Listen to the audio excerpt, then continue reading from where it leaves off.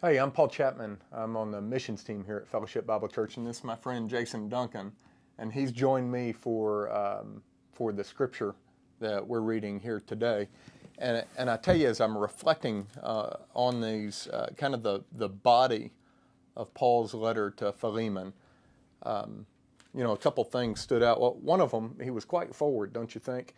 He was saying, he said, I could compulse you. I could, command you to do these things, but instead I hope that you would respond in love and do these things. But the kind of the main subject seemed to center around this guy, Onesimus, who Paul met while he was in prison.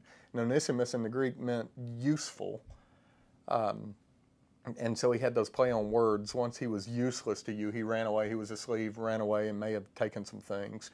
But I'm going to send him back, and so instead of being useless to you, now he's going to be useful, and I hope that you would take him back as more than a slave or a piece of property, but and not just have mercy, but have favor on him, take him back as a brother in the Lord, because he seemed to have come to Christ as he had interacted with Paul there. And so I was reflecting on, when I was in high school and college, I don't know that I was useful to the communities that I was in. I was I was a drain on the communities that I went in. I was a force for bad rather than for good. And the Lord has turned that around for me in my life. And I wanted to introduce my friend Jason Duncan, who I've known for about a year now, and hope that you could provide some additional insight from your perspective on this passage. Sure, absolutely. I can see a lot of myself in Onesimus as far as having a harmful past, or, like you said, being a drain.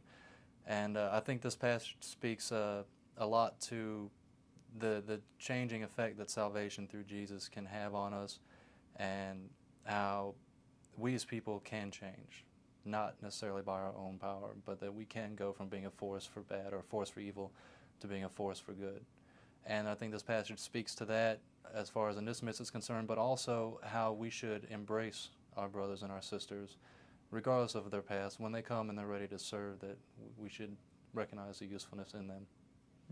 So Paul was sending Onesimus, who he had met, he was sending him from where he was. He was imprisoned, and he was sending him back to Philemon, to the church that met in Philemon's house. And he was saying, accept him as a brother in the Lord. And so what might those kinds of things, have you experienced that, and what might those things be like? How could a church receive someone who had their life turned around? What are some specific examples?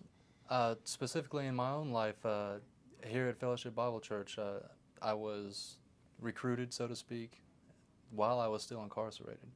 And people like yourself and the guys in men's fraternity and everyone in the church that was involved in my life didn't see me as a convict. They saw the good that I could do and the potential that I had, and they worked to cultivate that.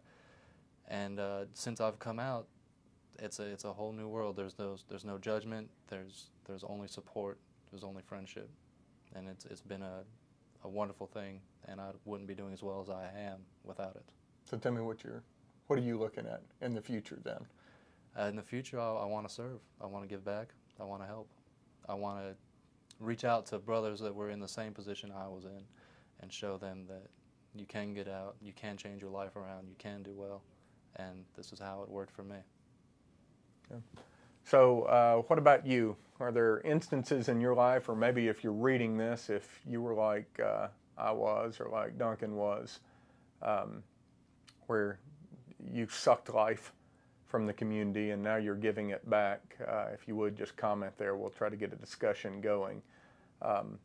Also, if you've got questions on how you might, or suggestions how a church might better embrace those who are coming out of a lifestyle that's kind of destructive or hurtful to families and friends.